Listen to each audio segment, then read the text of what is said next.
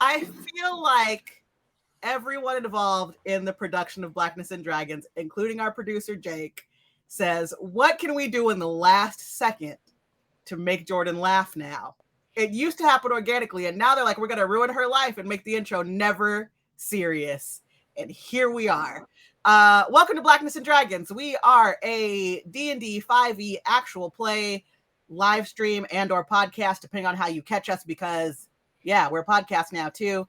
I'm A. Jordan Lambert. I am the DM. My pronouns are she, her, and I do stuff on other channels. I'll remember during the outro. So if you're interested in that, watch the whole thing. You should watch the whole thing anyway, because we're great. You know who else is great? My buddy who I sincerely missed last week, DK. That's me. I sincerely missed being here last week. Hi, I'm DK. You can find me at AbbaDarlings on Twitter, and you can find me here on Tuesdays every week that we've ever been live, except for last week. This week, I'm Perdition Argent. You know who's not Perdition Argent? Kiki. I am not Perdition. I'm actually Beulah. And you can find me here and sometimes on Smells Like Teen Eggs or other places of the internet. You know who I can't find anywhere else on the internet? My homie Moses. That's right. That's not even my real name. I'm in witness protection. Not now. I mean, my whole face is different too. My name is Moses. My pronouns are he, him. If you don't see me here, we're not friends. But you know who is my friend? Jeff. Wow. I feel the same way. It just feels great to be your friend. I'm not even going to introduce myself because I'm just so touched that it really just caught me off guard. Back to you, Jordan. We are all going to take a second to congratulate Moses for no reason in particular, but congratulations, Moses. Congratulations on absolutely nothing, Moses. What you did, a lot of people have done it, but it's so great that you did it. Yep. Maybe he didn't do anything. We don't know. I feel it. Thank you. I mean, if you want us to be the words there, we'll be there. Mm-hmm. The wedding, the words. The wedding, the words. No weddings. We don't know why we're congratulating Moses. We just are. Oh. Our Black History quote this evening comes from a very famous Black woman, and it is, I'm Black, and that woman is named Rachel Dolezal. No, it's Dolezal. You got the joke. Everybody got the joke. Does anybody want to try to recap last week's session for inspiration? I can give it a shot. All right, go ahead. We wake up to find out that Perdition is not in her room. Igor informs us that. And then Igor says some stuff that I presume we all ignored because we love Igor, but he talks too much. And then some ghost spiders started showing up. Before that, let me backtrack. Some little guy came up to us and was like, yo, the mayor needs your help. Mayor? Was it the mayor? It's King. King? I hate bureaucracies. The king decides to hire us to go kill someone. He refused to give us his firstborn, but said that we might get paid ransomly beforehand. We had an argument again about why firstborn and how it is important to equalize everything, so that way everybody has a chance and not just those who are rich and have money and power. So I go off to go looking for this hill mound. I don't really know what happened with those guys because I wasn't there, and they fought something that I don't really like talking about as Moses, but Batty Coda is totally cool with it. So I bring the mound back, wondering where their asses have been. And then the mound, of our house. We defeat the mound. We take it over to the king's house. We meet his creepy butler guy, and he shows us around the house. Shows us the king. The king, he's like, hey, where's my mound? We're like, we left it in the car because we don't really trust him because he didn't pay his firstborn, and we still hadn't got money at that point. But then he threw money at us for some particular reason, and then he's like, all right, just bring the mound around back. And so we're like, oh, all right, we know what that means. So we go to the car. We bring out the mound, put it into the menagerie. Is that the word? I always want to say menage a trois when I hear that, and I don't knew think you that's. were gonna fucking do it. I don't think that's it. I think those are two separate things. And if they are, then we should have a lesson on the two. But we drop off the mound.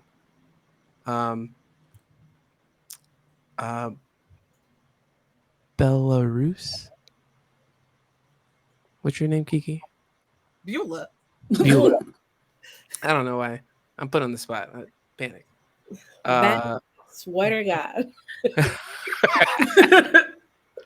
Beulah's feeling some type of way about the monsters being in that menage a trois, and we decide to maybe pay a visit in the future.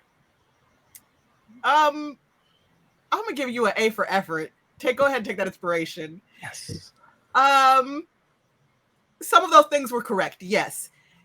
Igor got I'm so confused right now because of how he described it.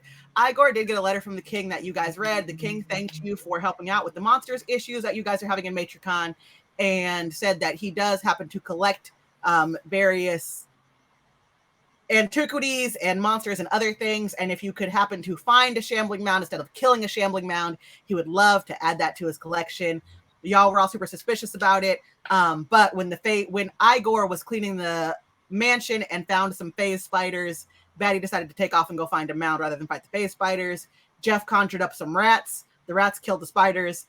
You guys did take the mound in your wooden G-Wagon carriage, by the way, that Batty drives, to the king's castle. The king was there. He was talking all kinds of stuff about the poverty in the kingdom and their villagers and this, that, and the other. But he was super excited to get a shambling mound. He gave you guys some gold. You did take it to the menagerie. You looked through the menagerie to try and figure out kind of like why he's collecting monsters and if they're kept in ethical conditions. You couldn't find anything that seemed unethical about it. Just kind of weird. King's a weird dude. You dropped the shambling mound off, got back into the G-Wagon, realized that the king had also left a barrel of blood in your trunk as a thank you gift. And that's where we faded to black. So where we pick up this evening, you guys have arrived home at the manor around the same time as Dish. Dish was out on an expedition finding more supplies for some of their experiments and other things. So you guys all arrive home around the same time. And as you guys are unloading this barrel of blood and bringing it into the manor, that's kind of when Dish comes back home. Take it away. Hello. Stolen? Or Not stolen, actually. We were just at the palace. Long story. Did a favor for the king. Normal stuff. I'm sure the others will catch you up. Welcome back. Do you need anything? How is it? What have you been up to? well, I was looking for some rare herbs, mostly poisonous ones. I would have been back sooner, but I did eat one by accident and had a bit of a tough time in the woods. But I'm better now and back. Well, I'm sorry about your tummy, but I'm glad that you're back. And hopefully you'll be able to stomach some more puns. It's good to be back. Is that Purdy? Purdy, is that you? That's I'm me. I'm gonna fly down from the rafters. Hey, you missed a whole bunch of shit. We got some blood in the this thing over here. I think so. Not stolen. Got some cash as well. Shit was weird. Also, I think It's a vintage. your favorite ottoman is gone. Damn it. Well, I mean, the rest of it all sounds wonderful. The Ottoman is regrettable. All right. Well, glad you're all relatively well, it looks like. Did you bring me anything? Of course I did. And Dish reaches into like her bag, which she still has not taken off, even though she lives here. She's still like in her full kit. And she finally takes it off and digs in her bag. And she pulls out like a bandolier with test tubes in it. And each one has a different kind of blood in it, which she gives to each of her friends. So No, thank you. You sure? Yeah, no, it's fine. Just no, I'll hold on to it. Put it in my room somewhere. That's fine. Oh, What a straw. And as you're saying this, Igor appears out of nowhere with a box and puts the tube that's meant for Dr. Kevin Smith into a box and hands it to him. thank you.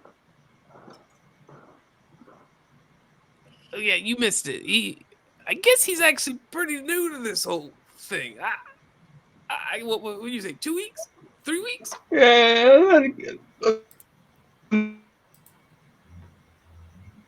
Oh, This was- But no, having fun. No disrespect needed, but we do drink blood. So, Yeah, he's kind of a lot. well, I appreciate it. I'm sorry that it's not appreciated by everyone. no, it's all right. Actually, would you? Well, you'll have to eat anyway. But would you like me to make you something so that you can't see it? probably that'd be great. Just getting used to a lot of new things, but just because I don't like it doesn't mean that I'm not appreciative. I didn't think that at all. I just I think maybe it'll be easier for you if you don't. If you can pretend you don't know what's in there. Yeah, probably. Okay, I will then. Okay. And with that, Dish and Igor go off into the kitchen, and you guys hear some noises, some banging. Does Dish sing while they cook? Uh, Dish does not sing while she cooks so much as she recites facts to herself from her hunter's journal. So she sort of just constantly drills herself on like what different monsters look like, what they eat, where they can be found. And it's just under her breath constantly as she's just sort of puttering around. So you guys hear that coming from the kitchen, and you hear the opening of the barrel that the king has brought, and Dish and Igor come back with 4 different various treats for folks. I think Batty's is in a cup and it's smoking. Dr. Kevin Smith's looks like something unrecognizable as blood. Beulah's got a lovely champagne goblet. Dish, what did you prepare for yourself? For myself, I think it is just a shooter. Honestly, I think it is just a tall, slender, like one of those super long shot glasses. But the interior of it looks like Vinique. Looks kind of like sparkly and swirly on the inside. Do y'all cheers for your dinner? Absolutely. Cheers, motherfuckers! Welcome home.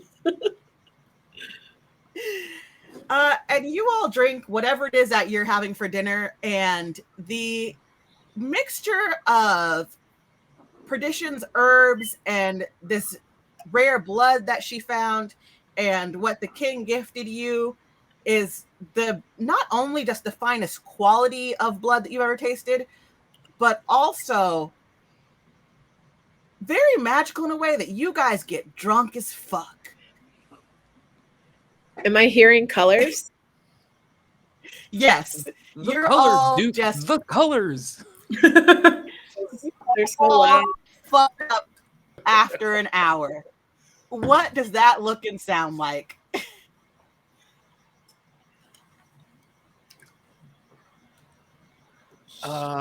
Do we all experience it the same way, or That's up to you guys. I just want to know what each of you goes through as you're riding this wave.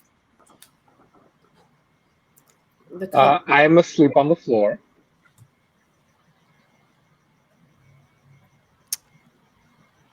For me, every color in the house is very noisy, except for the color black. So I'm literally in a corner humming Beyonce songs to myself. Old ye Beyonce. Yieldy Beyonce. Yeah. The old Beyonce. Old Beyonce. I would say I'm not so close to Beulah, but nearby, listening to the humming and like totally tearing it up on the dance floor. Oh my God. Sing it, sing it, sing it, sing it. When you get so drunk that you hear your own music, that's pretty great. That's a good time. You hear the Dish. whole chorus and everything. Dish is full on welcome to Jackass. Just an absolutely unhinged drunk. So there's a lot of like crashing noises as she comes like tumbling down the stairs and kind of springs back up. She's trying to like throw an apple and then throw a dagger and get it through the apple and sink the apple into the wall. She's having a great time. Is struggling to like line up the shot a little bit, but is otherwise still on her feet. Whatever this is, she's had it before. I like to think that it's a mixture of Welcome to Jackass and Benny Hill, because as Dish is running around like a whirlwind, Igor is behind her, trying to make sure that nothing gets too broken. Adequate. Yeah. So you guys are drunk as fuck, and that ends that evening. Sundown happens, or sunrise starts to happen. Igor makes sure, of course, that all of the curtains are closed, the doors are closed, there's no sunlight coming in, and you guys peacefully fall asleep whenever this starts to fade. And as we end the day and begin the next evening at sunset, I need everybody to wake up and give me a Constitution roll. Constitution.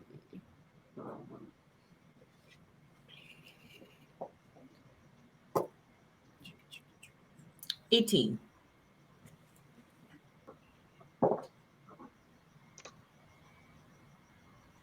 18. 21.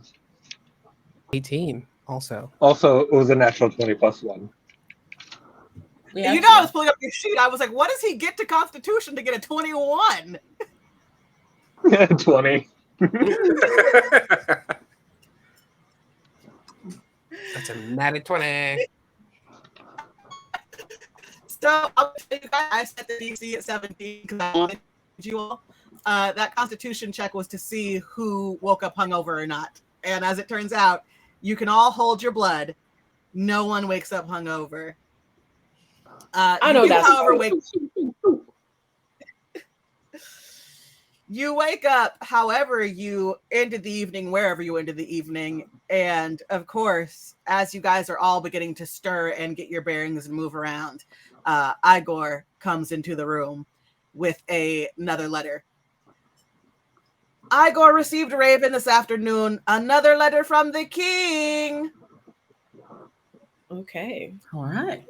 Let's see what little beastie it is this time.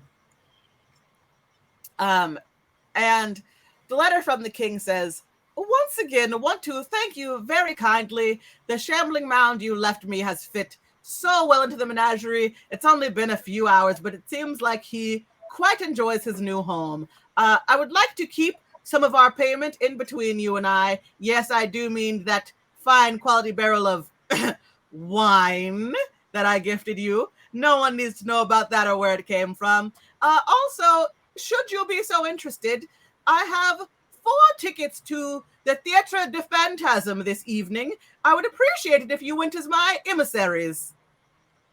Tally ho, the king. So I'm not hungover, but I am. I didn't sleep well, so I'm like, guys, I'm super late on this. Forgive me. If the king gives us another letter, then he'll be an ing.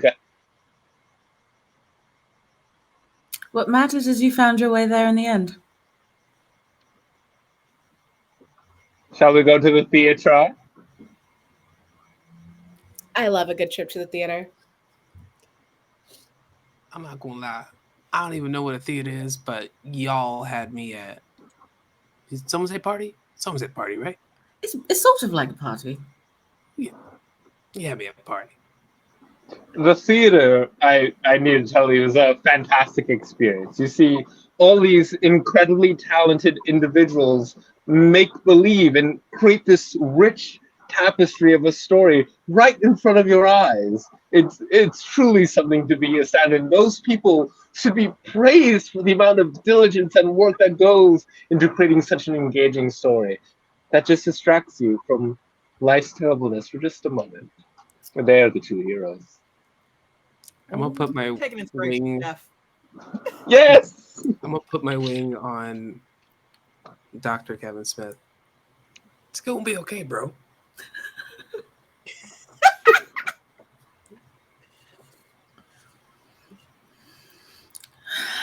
Well, now we definitely have to go. Will you feel better if we look at the costumes?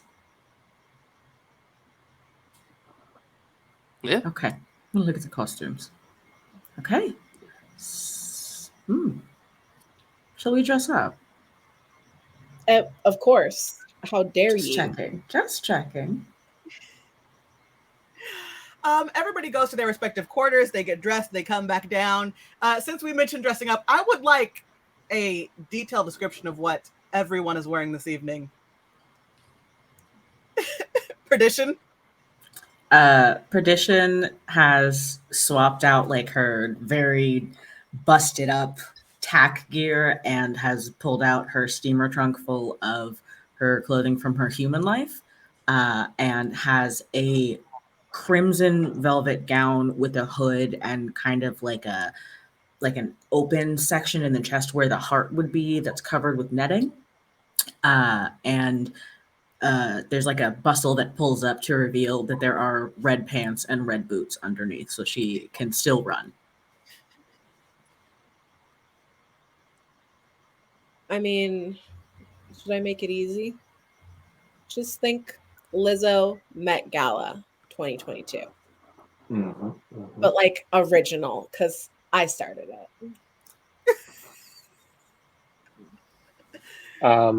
I look at the suit that I'm wearing and I'm like, this won't do. And I rip off my clothes and toss them to the floor. And I dig through my closet. And then I finally am like, yes, this will do. And then I step out and I look exactly the same. But to me, I feel like I've made it. You can't tell, but to the clever eye, you'll be like, oh, that's a slightly nicer jacket. Better tailored probably or something.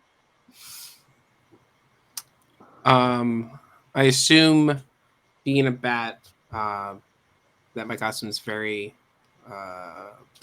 we'll say it looks handmade, but there are like attentions to details. But essentially, what it is like a paper mache / leather-esque bound mask that looks like just a regular, normal human being. Since I am a bat, with some fake clothes like up underneath the face, but my bat body is still behind it, and little sticks for arms so I can manage as. And then the legs are just a little too short so they don't touch the ground, but they flap when like I'm moving around, so it looks like I'm walking. And I just got. The face should also look very detailed to the point where it looks like I might have stolen someone else's face, but it is paper mache and leather. And when Maddie comes downstairs in this, Igor gives a good up and down look and says, Igor and Maddie do good job on clothing. Thanks, bro. I like this.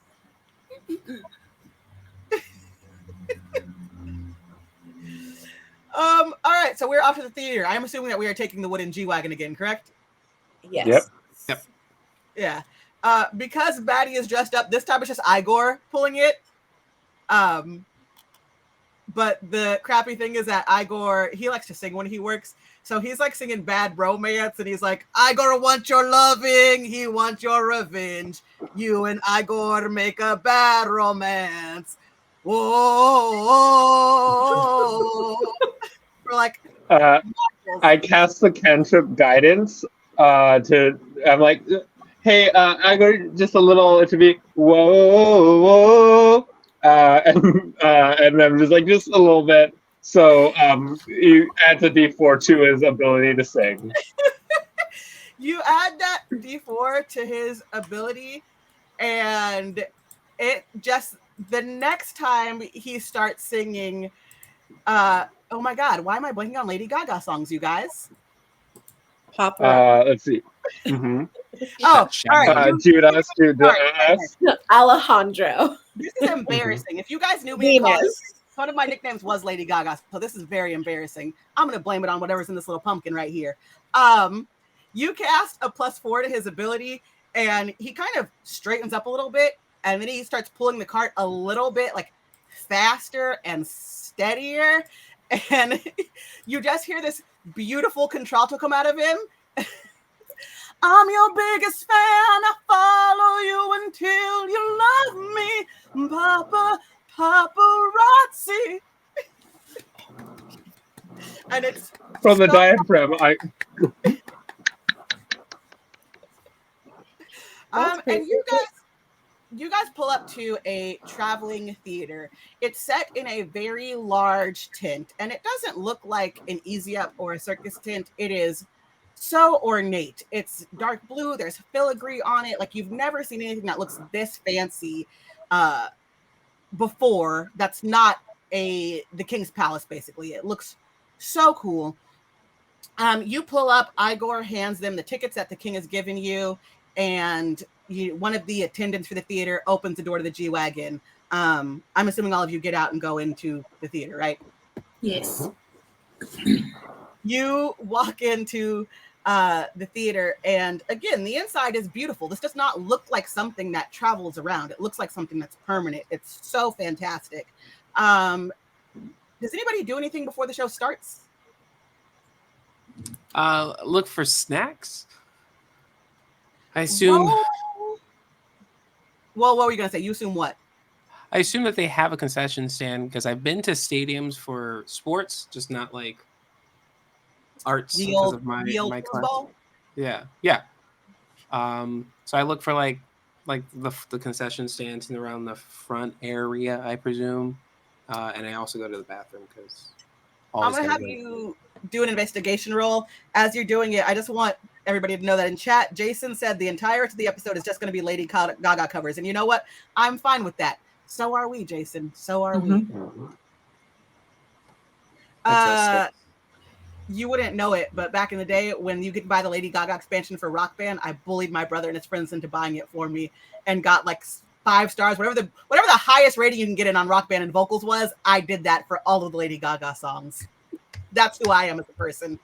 What'd you roll? A 6. Ooh. On a 6. You keep seeing people standing in line for things, but you can't ever get to the front of the line. It seems kind of like it's a weird illusion that's being played on you, because every time you think you're like trailing it to the right place, something kind of changes or shifts, and you can't figure out what these people are standing in line for. What the fuck? Am I still drunk? Did Purdy drug us? Anybody personally, else? Yeah. I'm personally going to try to see if there are any creatures lurking about. Animals per se. Roll perception. I mean, hey, you're my resident. I'm totally fine with perception because I have a really good. You have a +8 to perception. Maybe I want to change that. In my mind, I was just thinking, do you perceive animals being Yeah. here, right? You're looking around. Do you see animals as you look? Yeah, okay. That Damn, would be a plus 8. 22. So this traveling theater was set up in a clearing in the forest. It's kind of like where they would have where the city would have farmers markets, that kind of thing. So you are within the village, but in a less developed area. And so I will say there are probably a couple of squirrels around. It's evening time, maybe a snake or two, and a couple of raccoons because they're nocturnal as well. So, all right, let's for the sake of science, just in case this comes back to bite me in the ass later, 3 squirrels, 2 snakes, 2 raccoons. No rats. No rats. Well, there are snacks available somewhere. 1 rat. Okay. I just want this to be logical. Don said the question isn't does she see animals, it's are they real? Damn, Don. Wish I would have read that sooner. I already gave her 3 squirrels, 2 snakes, 2 raccoons, and a rat. In theory. Anyone else want to take any actions before the show begins? I am just circling the tent. Moving something like this from city to city, it's massive. I want to know how they did it. I want to know everything about it. I want to know how does it work. Give me an investigation roll. That is very much your character. I love that. Thank goodness for advantage, because the first one was a 5. 19. On a 19. Sorry. 22. Yeah, I was gonna ask if that was with your +3 or not. God, you guys are built up so well this season. On a 19, you see a lot of practical things like levers and pulleys, and you go outside and you see like large wagons. But you also just realize by looking around, there's not necessarily enough crew to do what it would take to move this around. And it is still perplexing to you how they're managing to pull this off. Interesting. I'm going to squirrel that information away for later. Dr. Smith?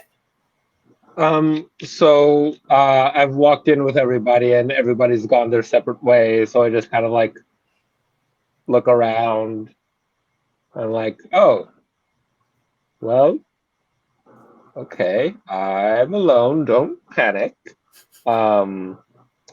Is this technically outdoors or indoors? You're under a large tent. Okay. Would you consider this outdoors or indoors? I don't know what you're about to do, you jerk you. It's indoors. Okay. So I cast Children of the Night, and I summon one little rat, and I'm like, hey, can you just keep track of everyone and like report back to me and tell me where they are? I am lost, but I'm not panicking. Just not that I think that they had abandoned me. Although that would be funny, fun little like hazing prank for the new guy.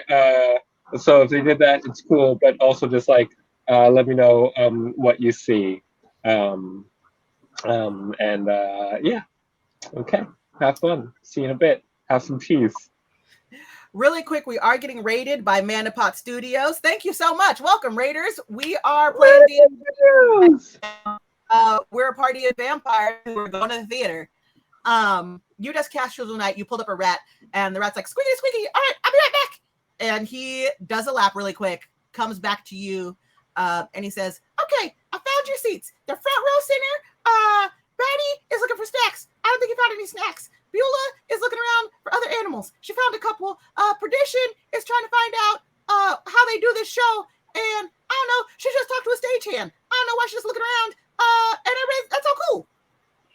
Okay, I'll go to the seats. You just keep on hanging around. Do you want to hang out for a bit? Yeah, why not? Okay. And the rest puts up, puts on your shoulder. Perfect. And the rest of you, I'm assuming, go to your seats, right? As you're making your way back, you hear a voice that seems to come out of nowhere, and you're confused how they do this because we are in ye olden times, but there are no amplifiers or electronics or speakers like that. But you hear a voice very loud in the tent, and you don't see anyone talking, and they say, "Ladies and gentlemen, please take your seats. The show is about to begin." I instinctively draw a dagger that I've hidden in my boot at the sound of the voice. And sort of take a second and then quietly put it away. Some of the other theater patrons look at you like it's very gauche that you would bring a dagger to the show, but they don't say anything. I smile back pleasantly. You smile black. Did you Yeah, say you do. smile I smile Yeah. black pleasantly, yes. Yes. And all of you make it to your seats, front row center, without any kind of issue. Did you say front row center? Yes. That didn't sound good. I say that internally to myself. I'm gonna like fan out my large cape just because I don't want to be like sitting on it in case things get gully in this position being so close. I don't like being in the splash zone of shows. So being in the front row is just like it's uncomfortable. Maybe like a VIP box, but not like front row. And the show does begin. It is a production of Hamlet, and it is the best production of Hamlet that you have ever seen in your life. Everyone is reciting their lines perfectly. They're all hitting their marks. The scene transitions are absolutely amazing. Again, this is a traveling show, so it's astounding that they could have Denmark and the interior of the castle and Hamlet's quarters and Queen Gertrude's quarters and all these different places decorated and designed so well and so seamless. And even sometimes when the actors are moving on stage, it seems a little inhuman. How are they moving that well? And you guys are vampires, so you're used to things seeming unnatural or too fast or too good. And even this is very astonishing to you. How cognitive are we? Because I imagine that I'm pretty hungry at this point since I didn't get any snacks. Can I see if there's like humans in front of me performing? Roll. I like that you asked that question. Roll insight.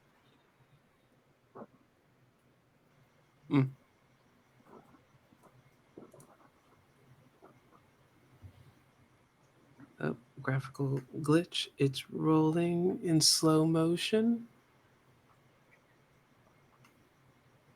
17.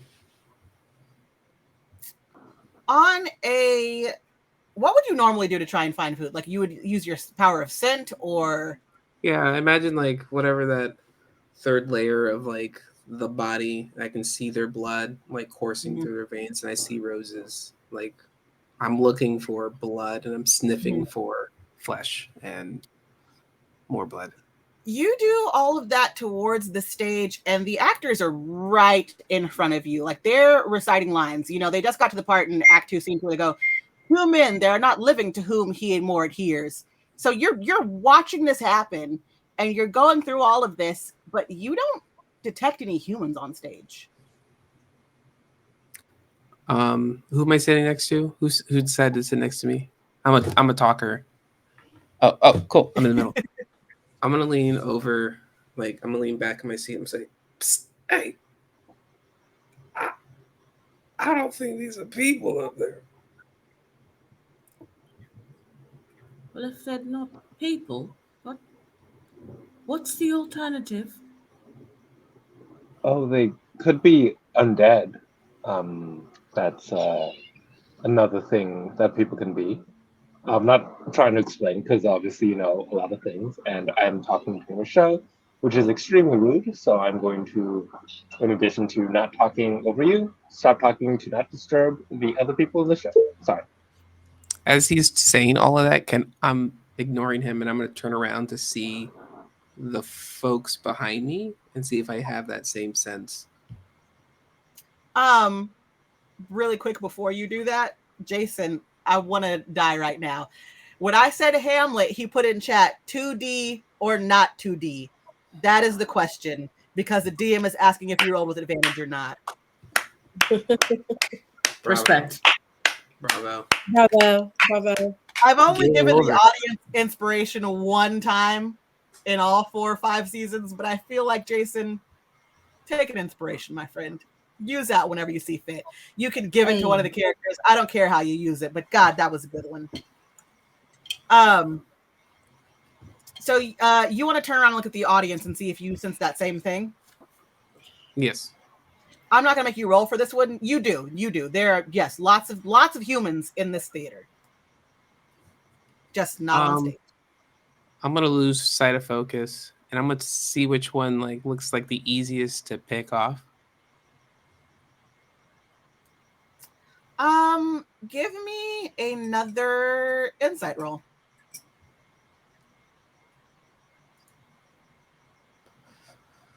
Definite graphical there. Hold on, slow motion.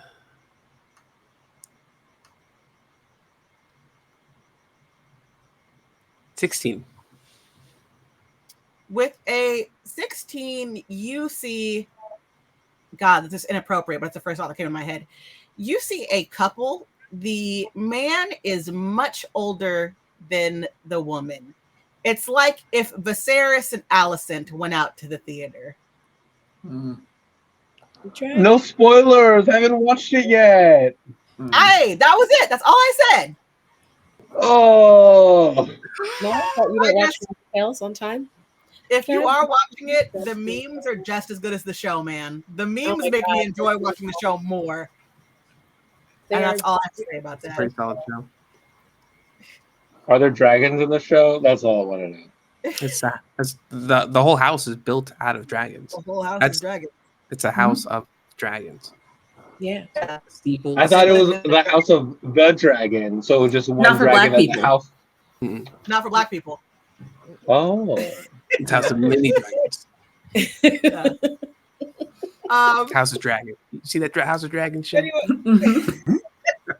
So listen, Alicent and Viserys are behind you at the theater. What are you gonna do about it? I'm gonna lock eyes on the Viserys looking motherfucker, and I'm gonna like eyeball him. So whatever, like if the group ends up talking, I'm so hungry. I'm focused on when he's about to leave, so I can make my move. All right, you are focusing on Viserys. The play is still going on stage. I beseech you instantly to visit my too much changed son. Blah, blah, blah. More of Hamlet Act 2, Scene 2. Does anyone else have any observations at this moment or things that they would like to do? Have I ever seen anything like this, read about it, anything? Can I roll history or something? Yeah, go ahead and roll history. +6 with advantage. All the world's a stage, and we are merely role players. Jason's on one this evening, guys. Okay, so with advantage, high one was a 17. On a 17, you have seen Hamlet before, and you've read it multiple times. And one thing that sticks out to you is that they are playing it as if they've been doing this for centuries. It's far too natural. It's so natural it seems unnatural. A lot of people have issues with iambic pentameter or just the richness of Hamlet, and they're doing it the way that you would like do a Mad Lib. It's too easy.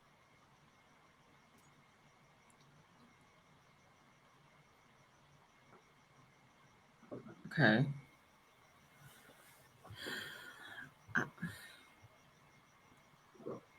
I'm going to try and test my their undead theory, and it's been a second since I've done this. So I pull a silver cross out of my pocket and try to turn undead. And I go, oh, fuck! Oh, fuck! Fucking fuck! Oh, ow! Ow! Ow! What ow! Put it down. Let go I of don't. it. What? I don't know. Let go. Sorry. And that's So what's sorry. happening. And Usher does come to you guys, and as Dr. Kevin Smith is saying sorry, he does, like one of these. I'm so sorry.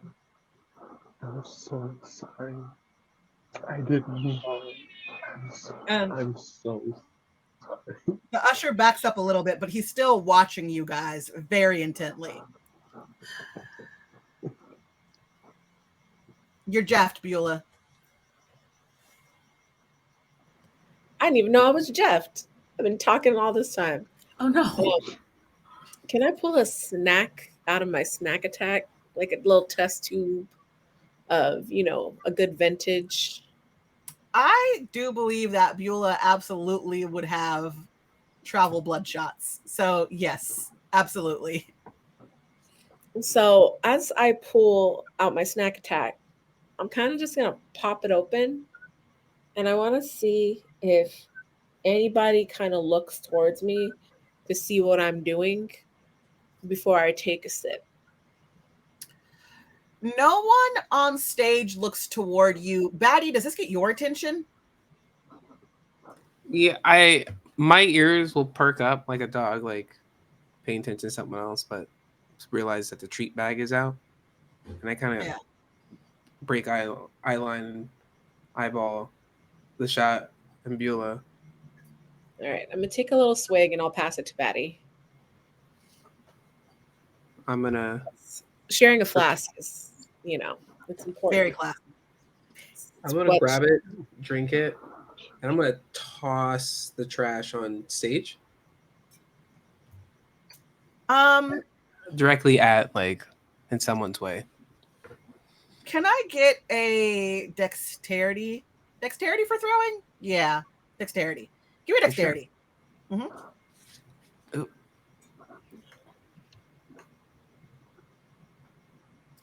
And they've moved on to Act 2, Scene 3. Brevity is the soul of wit, blah, blah, blah. We all had to read Hamlet in high school. We kind of remember it. 7. With a 7, it does not interrupt the performance. It lands on stage and it rolls, but you look very closely because it looks like I just said that shit about us all having read Hamlet, and I lost who said that quote. What character says brevity is the soul of wit? Whichever character that is. Polonius. Thank you. I wanted to call him Pontius, and I was like, that's the Bible, silly. He washed his hands of Hamlet. Yeah. And he said, go be crucified. Yeah. Director's I cut. mean, similar. Yeah, right? You're watching it, it hits the stage, it rolls, and you look, and you almost feel like you don't see it happen because it seems a little outlandish. It rolls through Polonius's foot. I'm gonna lean over to the doc. Oh, is this the magic you're talking about? I'm reaching down with my sleeve of my hand and putting my necklace back in my pocket. Wait, did that vial just go through his foot? Yeah, I mean, it's still through his foot. I use my hand, hopefully, block whoever's behind me, to point at his foot, since we're front center. I think it's still there. I don't have anything. I mean, is that necessarily a bad thing if it's a not? I mean, I've never been to one of these things. I'm just assuming that shit is pretty cool and is. I mean, quite fantastic. I'm gonna roll persuasion, or sorry, not persuasion, perception, to see if I can understand what's going on. Unless insight is a preferred roll. I like perception. That feels good. Okay. 25. Oh my god, that's a +7, not a +1. My handwriting's terrible. Hey! And yes, ladies and Hey. gentlemen, Jake does still handwrite and then scan his character sheets every session. I'm old. I don't know how to use the computer. You're I younger would than fax it I to am you. by a few months. 27? Mhm. Yeah. All right. So on a 27, everything that happens next happens very quickly. The usher is giving you guys a death clear and coming right towards you. There's another one coming down the other side of the theater. It's very clear that you're going to get booted from the theater. All of this ruckus, the actors have noticed what's going on, and they are about to break character. And one of them turns, and the face of Hamlet looks like just hell itself incarnate. And says, "You've interrupted our show!" And I need everyone to do a wisdom save. DC 13, please.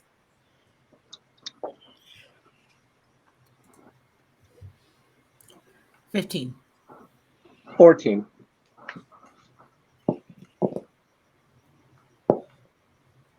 13.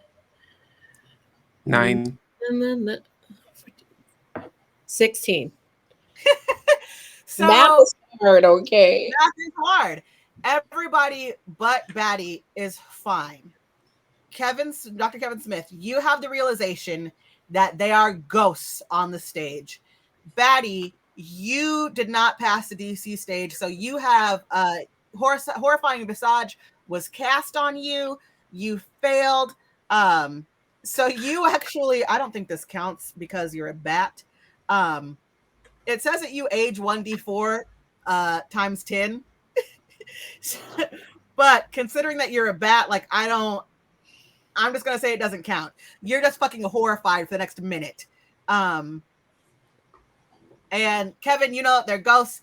The ushers are rushing towards you. The humans are terrified. They're starting to run out of the theater because they've just seen the face of hell, and they all failed the wisdom save. And with that, I will give Dr. Kevin Smith an attack of surprise. Whatever, words are hard, guys. It's been a really long week. It's and Tuesday. It's a long week. It's only That's a Tuesday. movie.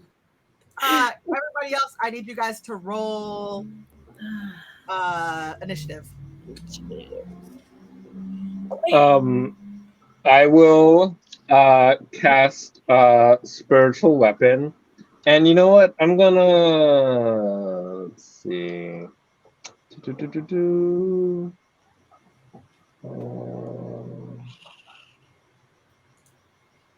Gonna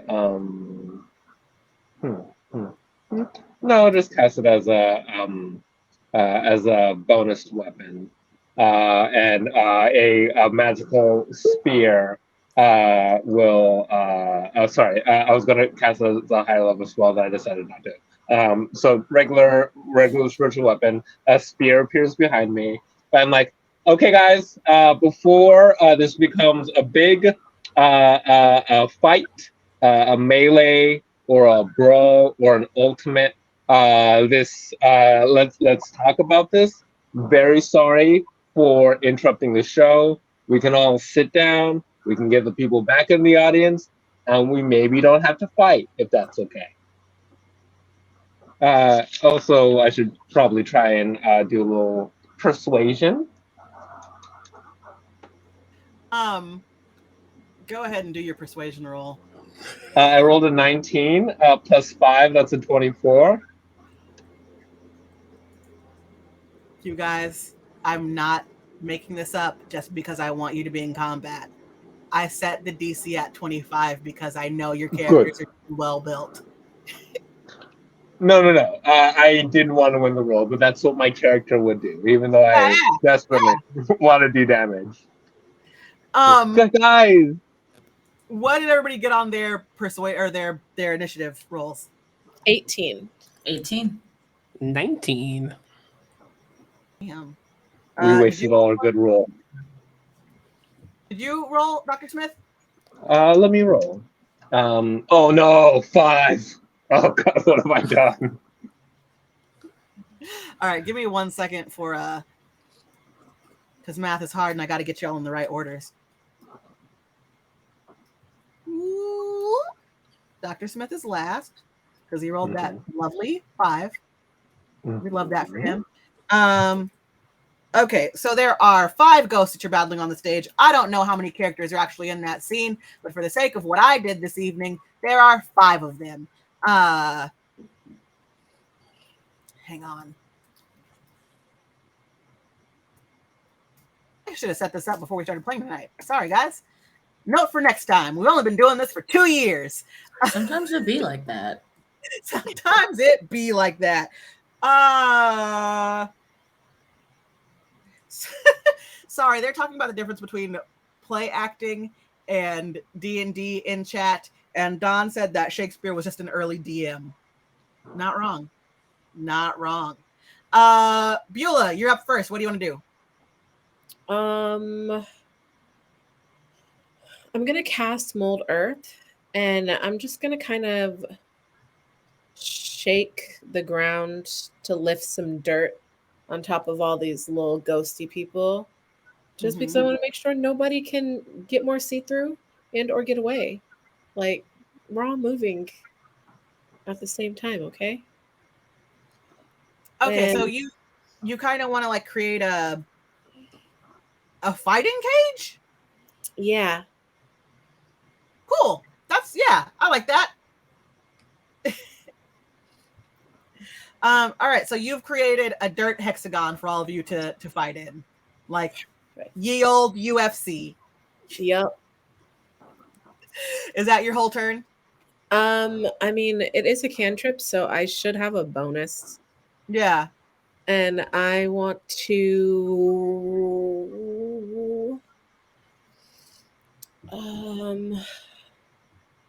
I think I'm just gonna try to forcefully bludgeon one of them with my staff. See if I can take the piss out of anybody by pushing myself through them. Yeah, go ahead and give me an attack roll. Let's see. That is a 4. It is doing nothing. Okay. You don't hit. You're too far away. The ghost is too fast. It's fine. Dish, you're up. I am going to launch myself out of my seat onto the stage, and as a cantrip, I'm going to cast Voltaic Blade on the dagger that I pulled out of my boot earlier. And I'm just going to attack whatever one is closest to me when I land. All right, give me some rolls. 17. Oh yeah, that hits for sure. Okay, so that is 5 piercing damage plus 5 lightning damage. So that is 10 damage, and it is tethered to my weapon until the start of my next turn. And if it ends its turn in range of the spell, it takes an extra D8 of lightning damage, and then the spell ends. So its turn would be next. Basically, it can't really do anything, right? Like it's just tethered to your weapon. Yep. All right, cool. So it just doesn't. No turn. Cool. Ghost number 3 is next, and that's the one that was playing Polonius. Very upset that you have interrupted its show, Dr. Kevin Smith. So it's going to roll down towards you, and I can't do that because you're a vampire. You can try. Well, no, because technically it requires a humanoid, and I'm going to argue that vampires are not humanoids; they're undead.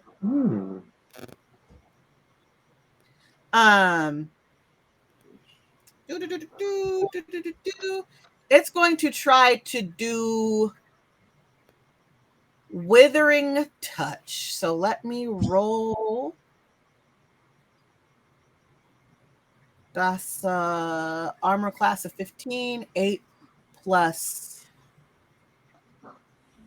5 is 13, and it misses. It tries to grab you, but it's a dead, so it doesn't have good depth perception. And that's its whole turn. And because it's a ghost and it's not aware that it's dead, it doesn't have good death perception. Ayo! Coming for your throne, Jason! The next ghost is going to come down and try and do the same attack, but this time on Batty. Oof. And that was a 16 to hit, which definitely hits because it gets a +5, so that's 21 total. And it's going to do 17 necrotic damage. But you also have a very high HP, so I don't think that does a lot to you, Batty. Come see, come saw.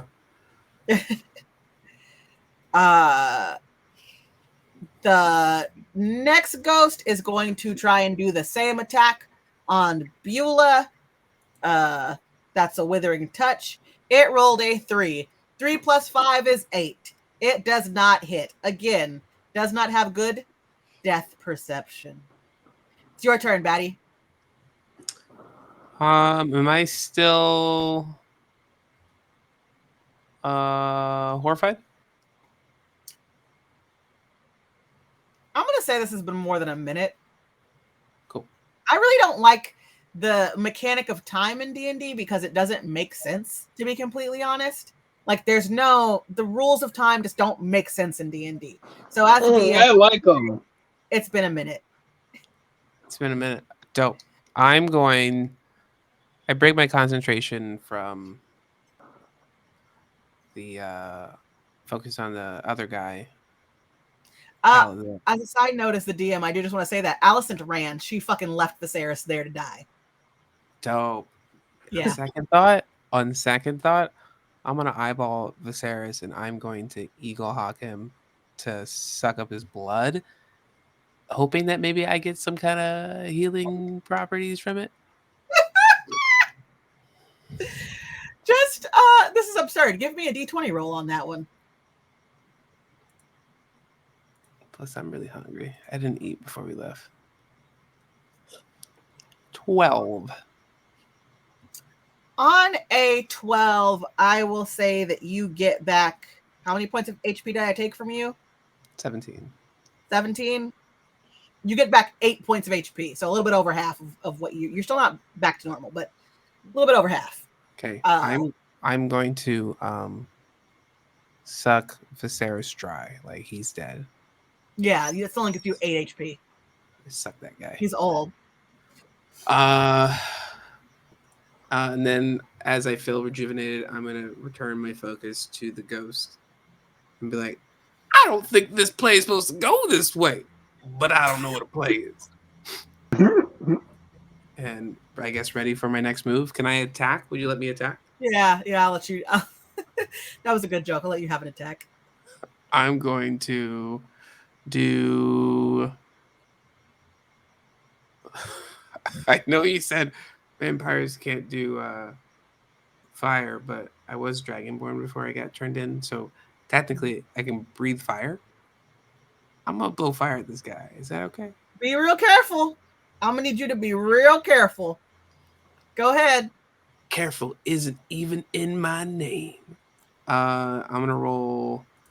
No, I'm gonna shoot it at the first ghost. The ghost that hit me, they have to roll a dex saving throw.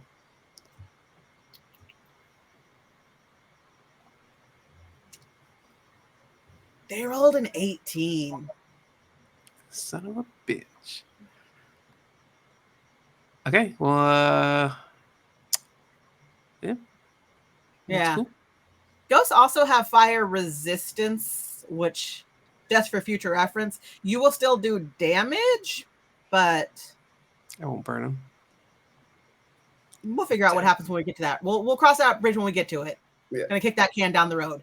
The next ghost is going to try and help the ghost that is attached to Dish's weapon. Is there a way for them to do that? DK? Can they get this? Let's see. I don't think so. Nope, they can't. The ghost that is bound to me can't take reactions until the start of its next turn. So unless it's got a reaction to get away from me, we're stuck together.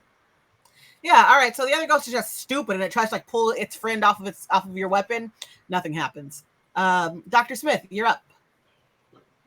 So I talked to the Polonius ghost, and I'm like, look, I can see that you are upset, so I'm just going to give you some time to process, hopefully, and then we can come back to this in a bit. So I cast Banishment on it to put on a little timeout. And you know what's really funny, Jordan? Banishment lasts for a minute.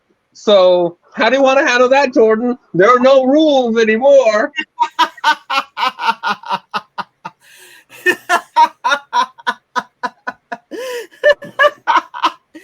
You know what? But also, it has to succeed on a charisma saving throw. So we'll see if rules matter. All right.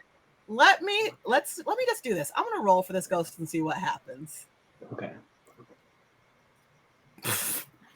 This ghost just fucking crit failed, you guys. That's just a straight up 1.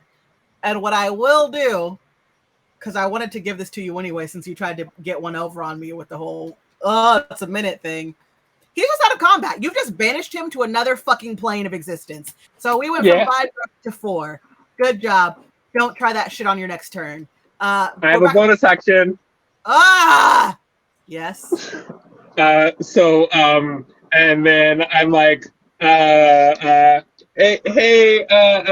Perdition. Yes. Yes. Don't be afraid. Oh, all right. You have nothing to spear. And then all of a sudden my spear comes out of nowhere and tries to stab the the ghost that she's tied to. Let me see. We're gonna talk about this later. We does a 12 hit this? Wait, actually, you know what? I'm just gonna use my inspiration. No, 12 hits. Don't use your inspiration. Don't use your inspiration. 12 hits. Never mind. So Spear attacks it for, thank you. What a kind DM. For 6 plus 4 for 10 damage. All right. Not dead, but not, I mean, it's a ghost, so it is dead. It's not like double dead, I guess is what I'm trying to say. It's worse for wear. I also love that Perdition's in-character reaction was, we're going to talk about this later, to your pun. Beulah, we're back at the top of combat. What would you like to do? They're dead, right? Yeah. That doesn't mean I can't scare them, right? No. Great. I'm gonna cast. I think I'm gonna do Bloodthirst, and I'm gonna assume the shape of a 12-foot tall man bear pig.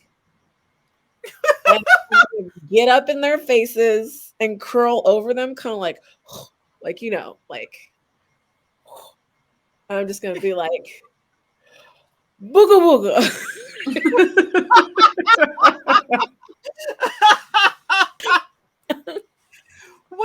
Oh my God, what did you, sorry, I'm laughing too hard now. You did Bloodthirst? Mm-hmm. Can you read out loud how that works for me? Because I can't find it on your sheet. I know it's there. Okay, it says as an action, you can magically assume the shape. This is wild shape. Oh, okay, got you. Of a beast that you have seen before. And you can stay in that shape for 4 hours before reverting back to your normal form. Bonus or a bonus action earlier if you fall unconscious. But anyway, Yeah. I can be Man Bear Pig. I've seen it before. I watched South Park. You have, yeah, you've seen Man Bear Pig before. You know what? I think this is so hysterical. I'm gonna say that does actually scare the ghosts, and they all take a little bit of HP damage from that. Wild shape that's a freebie for you, so it takes a slot, but I don't think that's your whole action. What do you want to do next? Yeah, as my attack, I'm going to take my staff while I'm over them, like booga booga, and then I'm just gonna swipe through all of their feet to try to trip them all. Because that's how you really terrify the shit out of someone. You scare them and then you make them fall. I'm trying to scare them to death, Jordan. to second death. I can't. This is so absurd. I feel like we're back in season 1 where I didn't know how to play this game and everything was so absurd. I rolled a 20. Okay, so that's okay. So all the ghosts are now laying prone. And there is a Man Bear Pig that is actually Beulah over them going, do it again.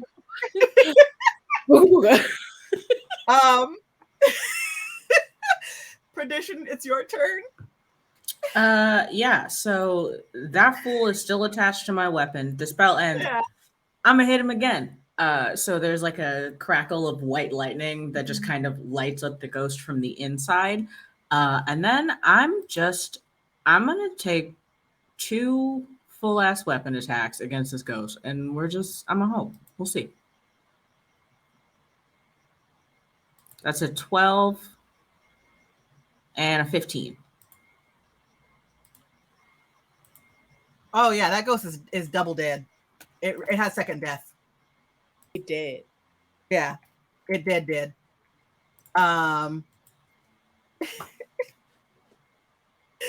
Is that do you want to take another action? Yeah, I will. I'm gonna get as far away from my friends as I can. Mm-hmm. So I guess on the other side of the ghosts, just kind of run through them to the other side. And I'm gonna put my fingers in my mouth and whistle as loud as I can and cast Shatter at the ghosts that are in front of me. And try to just erase them. Can you read to me how Shatter works? Shatter is a 10-foot radius sphere, and they have to make a con save. So I moved as far away from my friends as I could to the other side. So they're not affected by Shatter, but okay, gotcha. So it's a con save. So the first ghost rolled a 16. They're good. Okay, or they take. They're gonna take half damage. All right. Next one did 14. Also half damage. Okay. Third ghost 16. Also half damage. Yep. How much would the damage have been?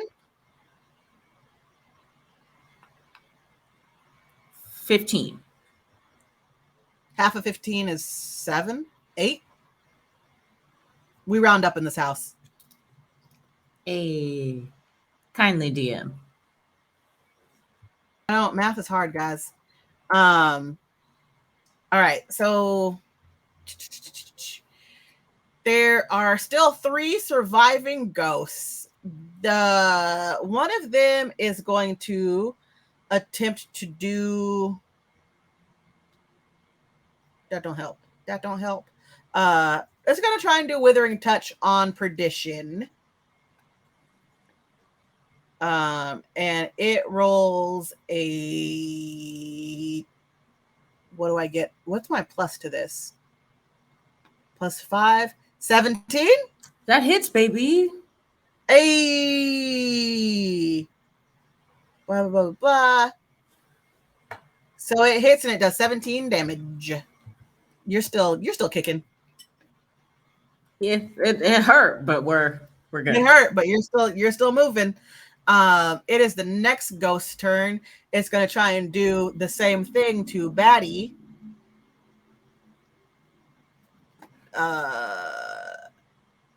13 does not hit. Third ghost. It's going to try and hit Dr. Kevin Smith, and it rolled an 18, which I do believe hits. So that is 17 points of damage. Batty, you are up. I'm going to do an unarmed strike. I'm just going to do a straight up headbutt into one of the ghosts. Sonic charge up, fly from Viserys's dead body to the ghost's head. Give me those rolls, baby. 24. Oh, God, that hits, yeah. And it's just 4 bludgeoning damage. All right, so it doesn't seem to make a lot of sense, because it's a ghost and you've seen things go through it, but you do run into this ghost full tilt, go for the headbutt, and it's already on the ground because they're prone, and it kind of like shakes and everything gets kind of weird for a second, and it's like, oi, that hurt. Oh, you sound like you're from London.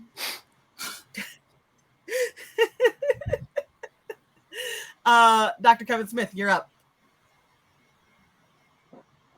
So I have not received the note on fire yet, but it's probably okay in this case. We'll see. So I summon the spear back to me as a bonus action, and I stab the ghosty in front of me. I'm just going to assume that it hits because I rolled a 14. So that is for 8 damage. And then I'm going to cast Sacred Flame, which, funnily enough, does not do fire damage. It does radiant damage. So it must save on a dexterity saving throw. 8?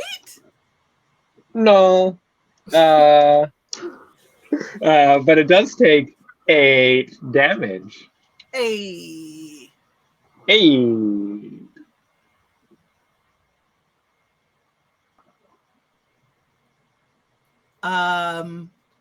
Beulah, Man Bear Pig, we're back up.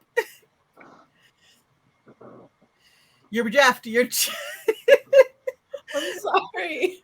I have a sinus infection, so I don't like to be coughing on camera. Boo! So I'm gonna get closer to the ghost with my staff. I'm gonna do a whole kind of like, imagine like Michael Jackson in the Thriller type of walk-in. Like, it's gonna be creepy. And then I'm just gonna go for one ghost and like the most like fastest strike possible, straight to the eye, like the right corner of their left eye with my staff. Give me some rolls. This is when I get nervous, when my ideas are big. This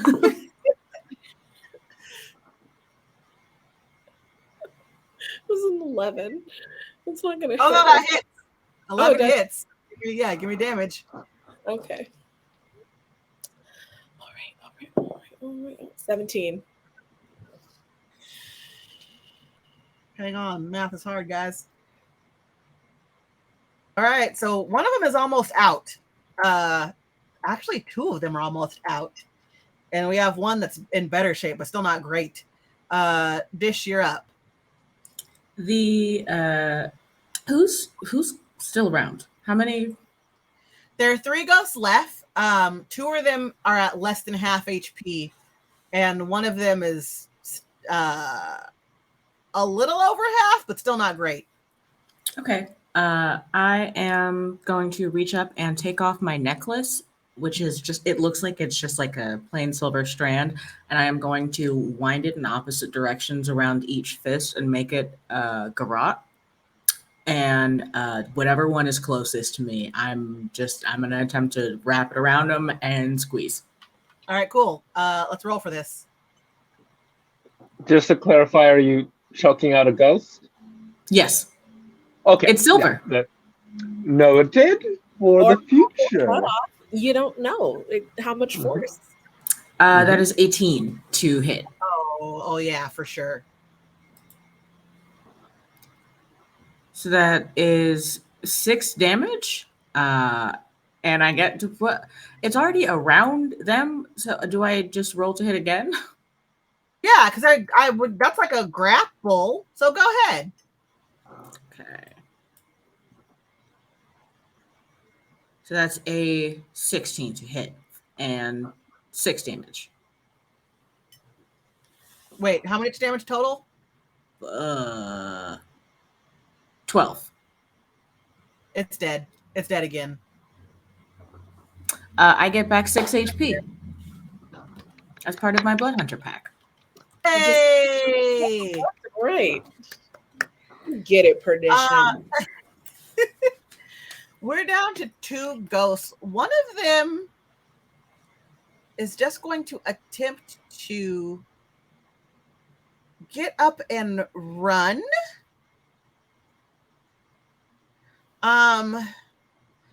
But I created a cage of exactly, you created a cage. That's why I'm saying it's going to try to run using incorporeal movement. But I'm gonna get you. yeah, no, I'm saying with how close it is, it actually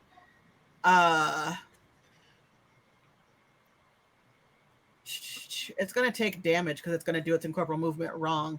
So it's going to try and get up and run, but because you've created this dirt hexagon, it's actually going to end up taking 9 damage because it's going to be trapped inside the wall of the dirt hexagon. And the next one is going to try and use Withering Touch on Beulah. Excuse me. Oh, and it did roll an 18. So you're going to take 17 damage, Man Bear Pig. Wow. Batty, it's your turn. There's one trapped in the wall and one still fighting. The one that hit Beulah, I'm gonna turn to and try to do my fire thing again. Batty.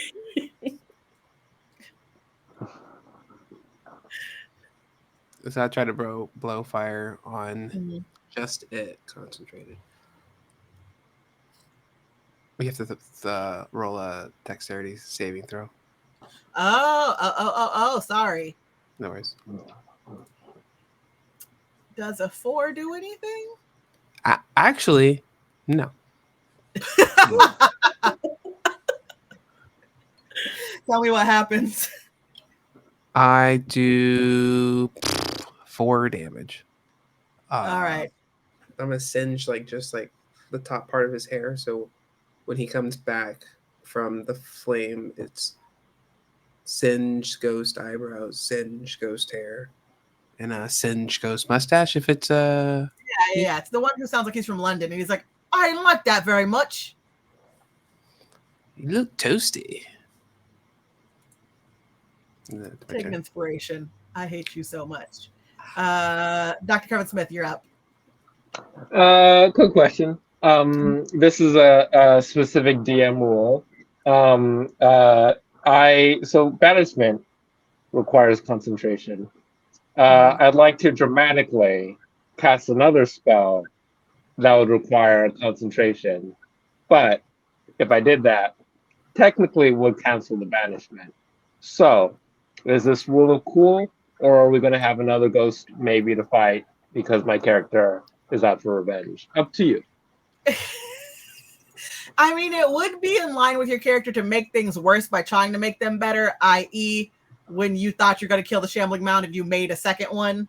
That being said, I'm going to say that the banishment holds. Thank you. So I send my spear to the one that's been burned by the love of Moses. Oh, that's a natural 20. So let's do one of these.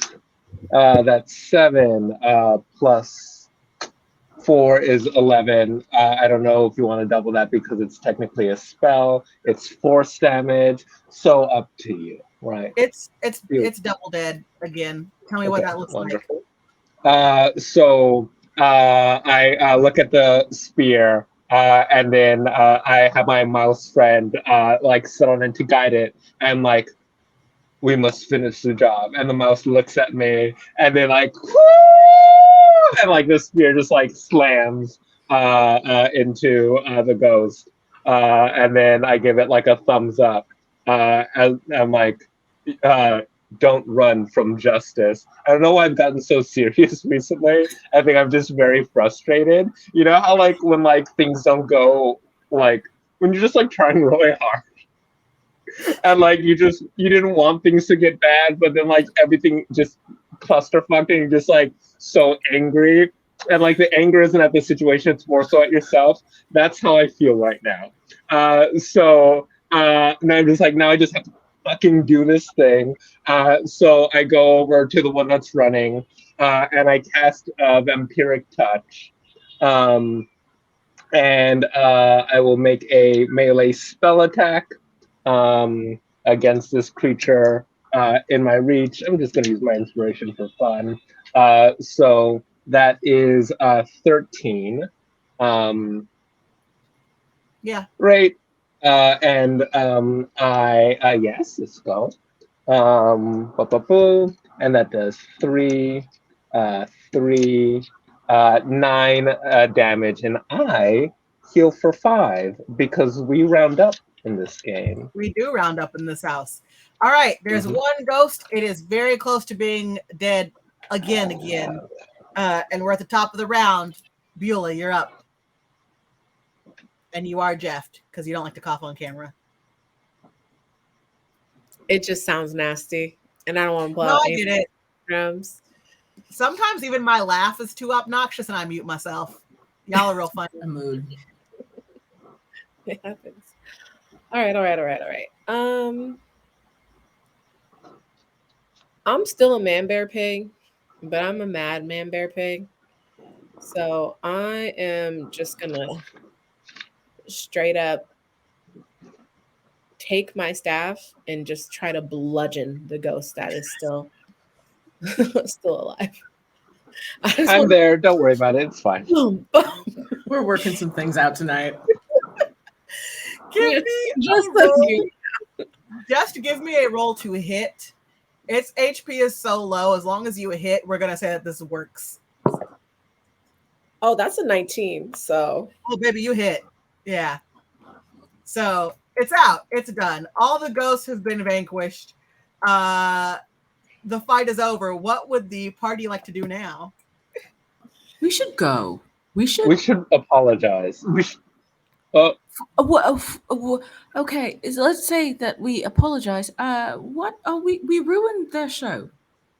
What do you mean? They tried to ruin us. They came after us. What are we supposed to do? I'm still man bear pig.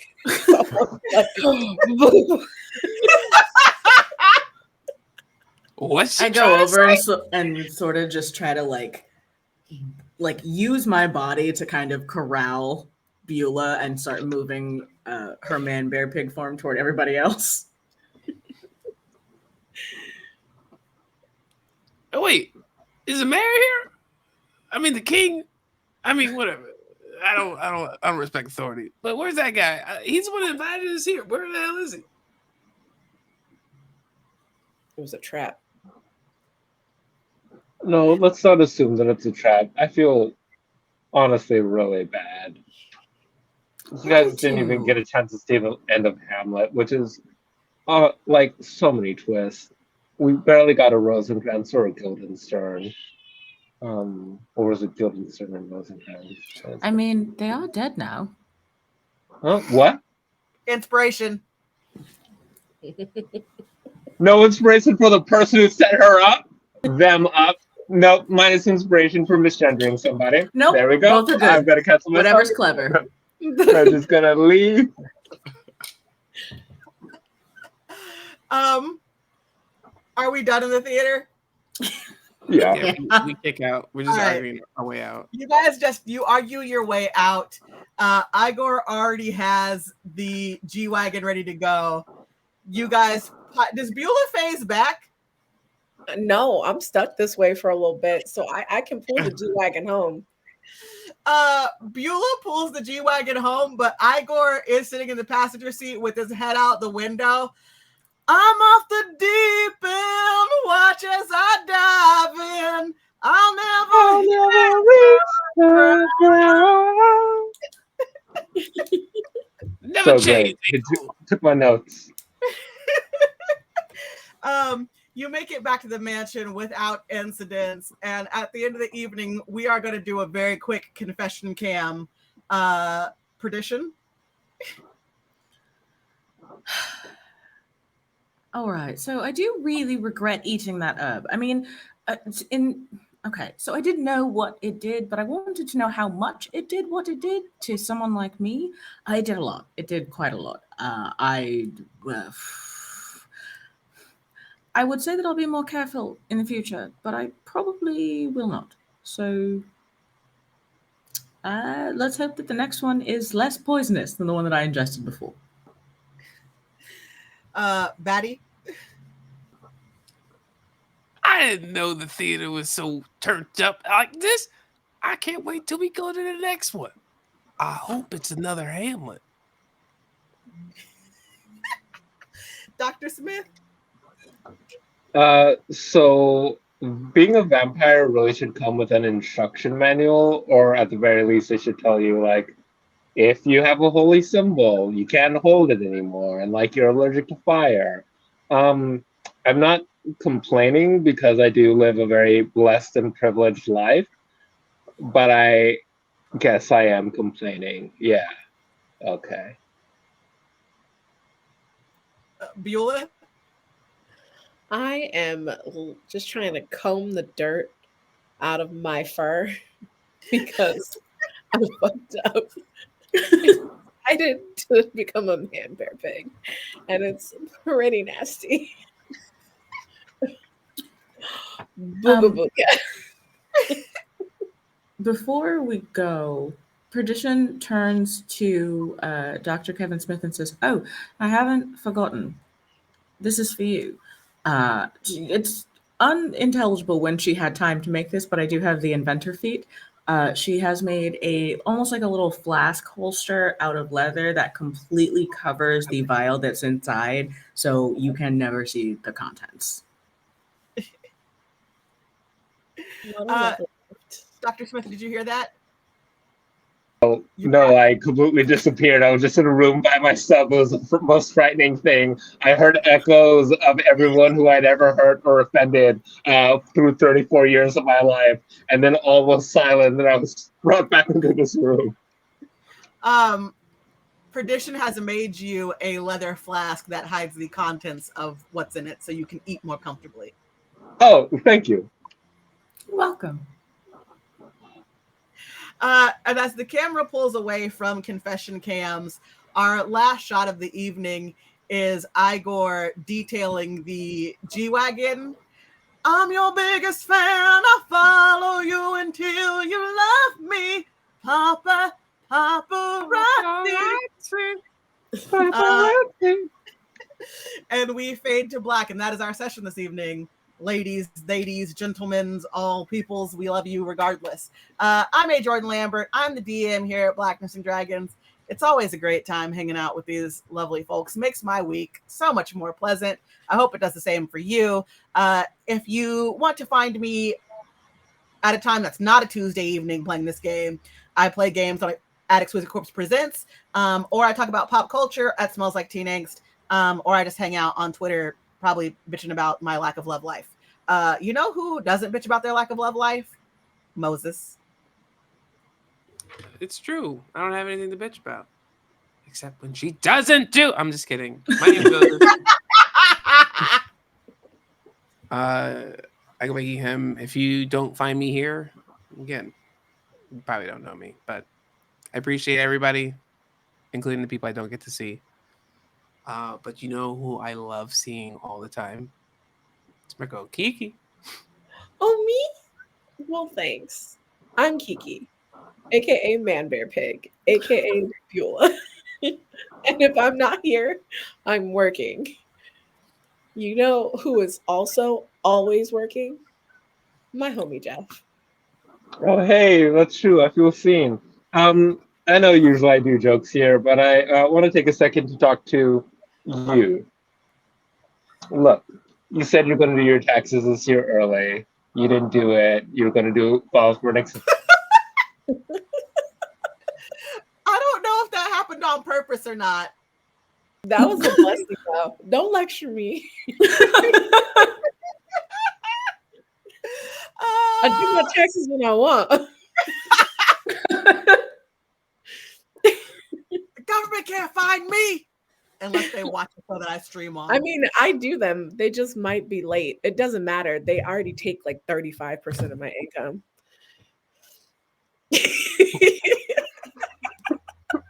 Jordan Scott. What's going on? This is what happens when you don't do your taxes. What is this show? What is you this just show that we're doing? I just Show. This is a show.